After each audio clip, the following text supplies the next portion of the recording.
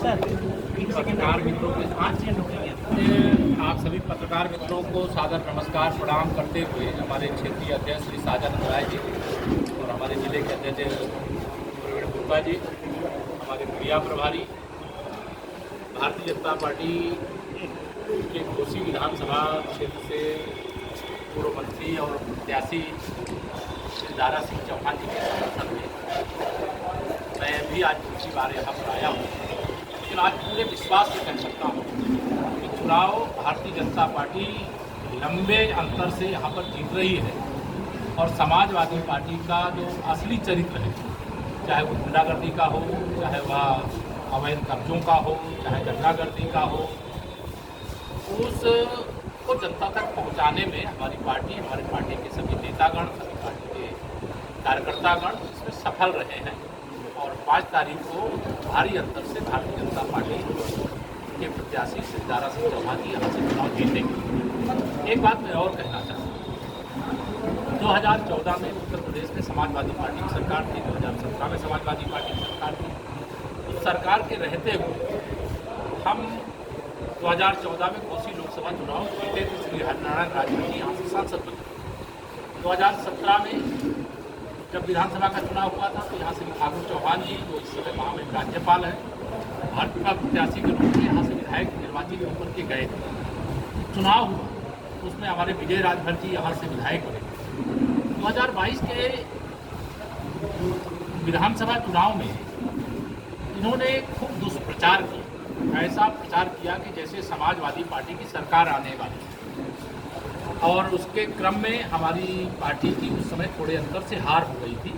लेकिन आज मैं इस भरोसे से कह सकता हूँ कि 2014, 17, 19, 22 लगातार भारतीय जनता पार्टी का समर्थन बढ़ा है और 2023 के इस चुनाव में कमर खिलेगा।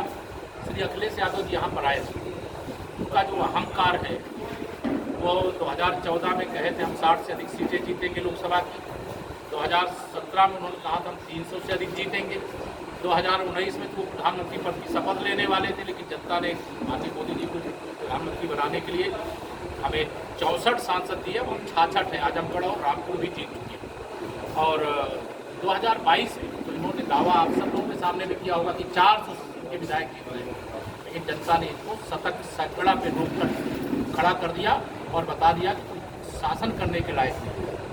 मैं जनता से अपील ये करता हूँ कि समाजवादी पार्टी को डालने का मतलब है अपना वोट कुएं में डालना, उसका कोई फायदा जनता को नहीं है, गरीबों को नहीं है, किसानों को नहीं है। हमारी सरकार डबल इंजन है, देश में माननीय नरेंद्र मोदी जी के नेतृत्व में, प्रदेश में आदरणीय योगी आदित्यनाथ जी के नेतृत्व में भ्रष्टाचार मुक्त भारत, भ्रष्टाचार मुक्त उत्तर प्रदेश, भ्रष्टाचार मुक्त मऊ और विकास से युक्त देश, प्रदेश और मऊ और घोषी बनाने के लिए जनता से कर्ज के रूप में वोट मांगने के लिए हम आए हैं और लोगों से अपील करते हैं कि समाजवादी पार्टी इस समय अगर मैं कहूँ तो ये आईसीयू में पड़ी हुई पार्टी है। जनता इसे ऑक्सीजन ना दे, क्योंकि ऑक्सीजन पाएंगे, ऊर्जा मिलती है, ये गुंडागर्दी पर उतर आते हैं। हम लोग 7 साल से के कार्यकाल में कब्जा की गई जमीनों को खाली करा रहे हैं, किए गए अपराधों की जांच करके सजा दिलाने का काम कर रहे हैं, भ्रष्टाचार की तह तक जांच करने का काम कर रहे हैं। और आज मुझे इस बात की खुशी है कि जनता पूरी तरह से भारतीय जनता पार्टी के पक्ष में खड़ी है, कार्यकर्ता पूरा आत्मविश्वास से भरा हुआ है। विशेष तौर से हमारी पार्टी का चरित्र, चाहे वह पिछड़ा वर्ग हो, चाहे अनुसूचित वर्ग हो, चाहे सामान्य वर्ग हो, सबका साथ सबका विकास है। और समाजवादी पार्टी का चरित्र कुछ का साथ गुंडों, अपराधियों, दंगाइयों का विकास, कुछ का साथ परिवार का विकास है। इसलिए एक नारा मैं लगाता हूँ कि 100 में से 60% वोट हमारा है, 40% में बंटवारा है और बंटवारे में भी हमारा है। और यह दृश्य मुझे कोसी विधानसभा में दिखाई दे रहा है।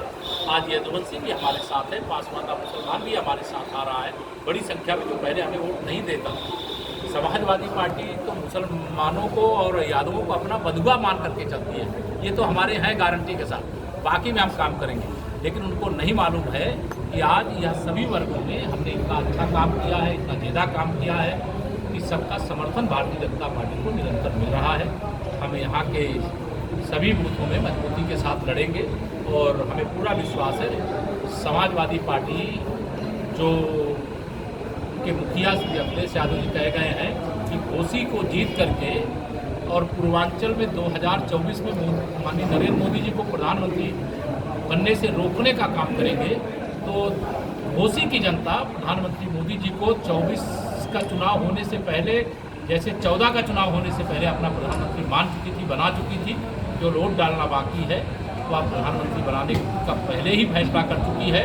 तो यह संदेश सपा को भी और कांग्रेस को भी, बसपा यहाँ मैदान में नहीं इसलिए बसपा के बारे में कुछ बोलता नहीं हूँ, लेकिन जो भी सपा का साथ देने वाले दल हैं उन सब को मैं कह रहा हूँ सारे मिल करके भी भारतीय जनता पार्टी का विजय रथ नहीं रोक पाए। अखिलेश जी कह रहे हैं पूरा मंत्रिमंडल घोसी में है, लखनऊ में सन्नाटा, सारे मंत्री सो रहे हैं। अखिलेश यादव जी को मुझे हंसी आ रही थी उस दिन, उनका भाई आजमगढ़ से लोकसभा चुनाव लड़ रहा धर्मेंद्र यादव, और उस चुनाव प्रचार में ये श्रीमान जी नहीं गए। उनकी पत्नी जब चुनाव लड़ रही थी तो मैनपुरी में गली गली घूम रहे थे। आज वह अगर घोसी में उनको आना पड़ा है, ये भारतीय जनता पार्टी के मेरे संगठन के क्षेत्र और जिले के अध्यक्ष हैं, उस संगठन की ताकत है। हमारे यहाँ हर मंत्री हो या मुख्यमंत्री हो, सभी कार्यकर्ता हैं पार्टी के।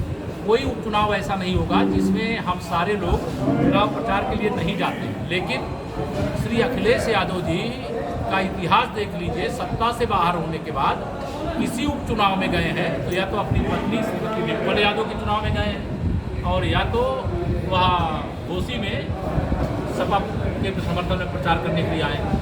बात पीडीए की करते हैं, पीडीए मतलब कहते हैं पिछड़ा, दलित, अल्पसंख्यक, लेकिन टिकट किसको दिया है? पिछड़े को टिकट दिया है क्या? क्या पिछड़े वर्ग का वोटर यहाँ कम है क्या?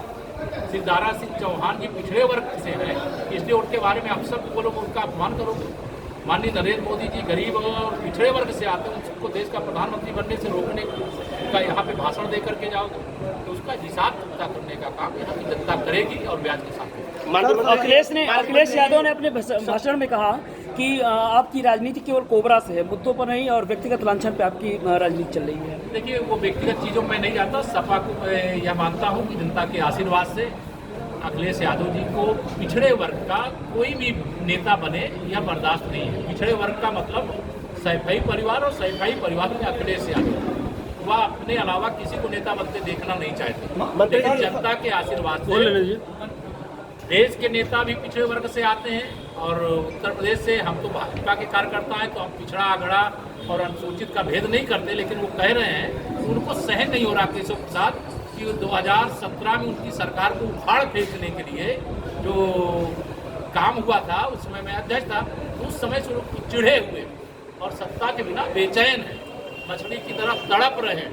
लेकिन अब उनको सत्ता 2047 तक प्राप्त होने वाली नहीं। सीएम साहब आ रहे हैं सर, क्या तैयारी है सीएम साहब? सब कुछ बात दारा सिंह चौहान को घोसी की जनता ने एक बार विधायक बनाया था।